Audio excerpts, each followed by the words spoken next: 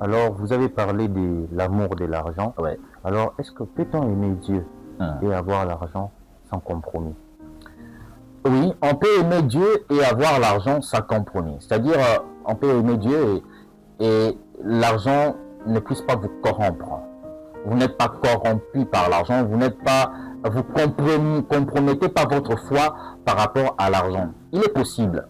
Dans la Bible, je te donne un exemple, on nous apprend sur une personne très spéciale. On nous apprend sur Job. La Bible dit que Job, dans son époque, c'était une personne qui était intègre. Mais au-delà de cette intégrité que Dieu voyait sur Job, Job était riche. Il était riche en animal, il était riche en serviteurs, il était riche dans sa nation, son contrée. Mais il n'était pas corrompu jusqu'au jour où le diable le visita et voulait déranger sa foi en Dieu. D'où il est possible, partant juste de l'exemple de Job, qu'il était riche, mais craignant Dieu, intègre, vivant avec le Seigneur. Donc je dirais oui, c'est possible d'avoir l'argent et de ne pas être corrompu, de ne pas subir des compromissions, être compromettant avec le Seigneur. Et oui, nous pouvons avoir l'argent et aimer Dieu à la fois sans vivre de la compromission. Alors, l'argent est-il une bénédiction ou un piège spirituel? Oui, l'argent est une bénédiction.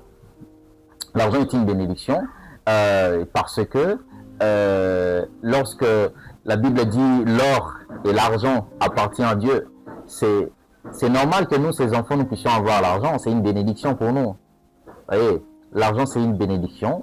Déjà, l'argent, c'est une bénédiction. C'est pas une malédiction. Hein. Quand vous avez l'argent, c'est une bénédiction.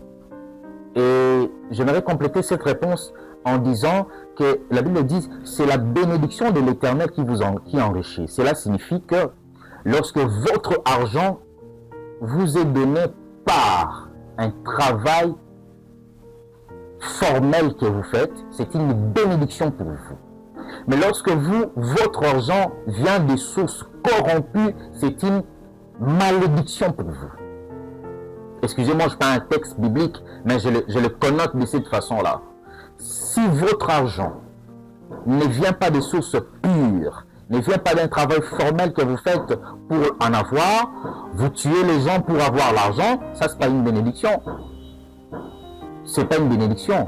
Lorsque votre argent, étant qu'enfant de Dieu, étant que chrétien, vous le recevez, vous l'obtenez par des voies, par les voies de la méchanceté, vous dérobez, vous escroquez, vous volez, vous saccagez les autres, vous prenez le moyen des autres par de voies qui ne sont pas formelles.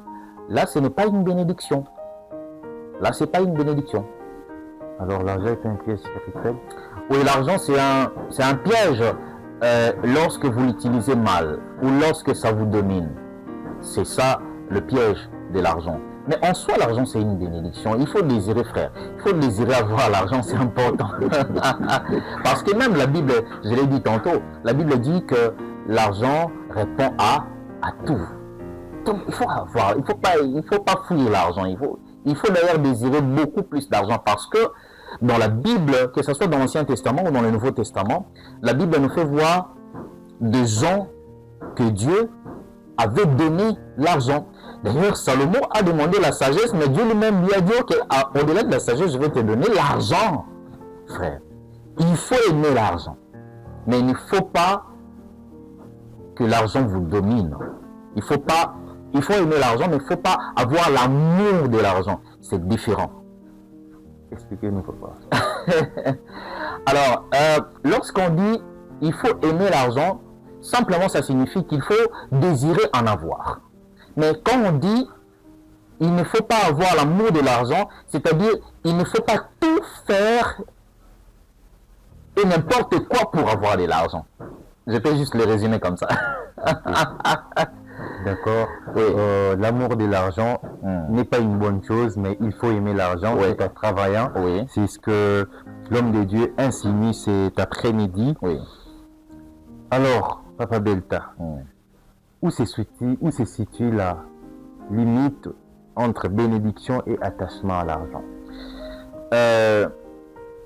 Où se situe limite et attachement à... Où se situe la limite où se situe la limite entre bénédiction et attachement à l'argent?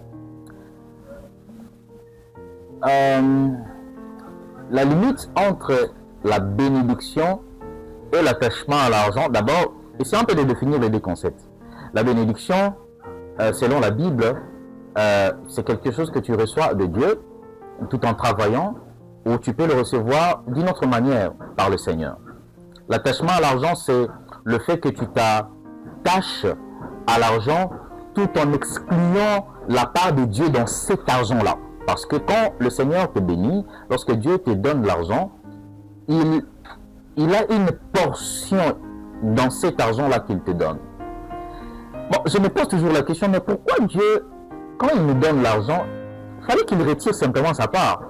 Mais lorsqu'il nous donne, il demande aussi de lui remettre une partie de ce qu'il nous a donné. Simplement parce que lorsque Dieu nous donne, nous ne sommes que des gestionnaires d'abord. C'est-à-dire, il nous donne pour que nous puissions savoir comment gérer.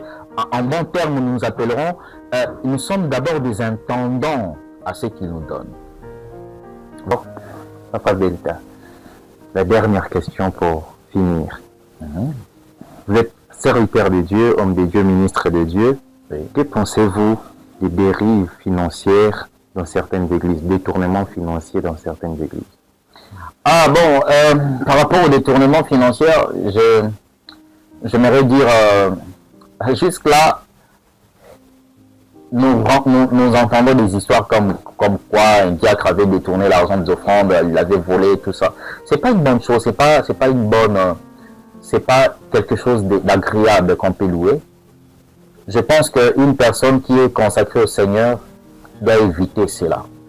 Et j'aime ce texte qui dit, Jésus plutôt Jean-Baptiste, lorsque les soldats se sont approchés de lui lorsqu'il était en train de baptiser, il a dit, ils lui ont posé des questions.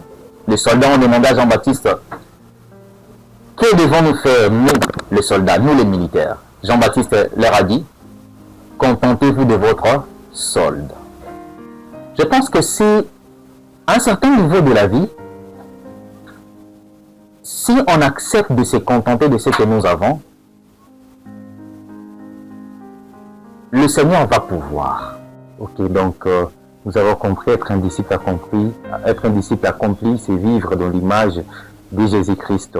Alors, j'espère que nous avons tout dit, et si vous voyez qu'il y a quelque chose qui a manqué, vous pouvez poser des questions via notre chaîne YouTube Belta Ngalula et Back Service. À la prochaine. Merci.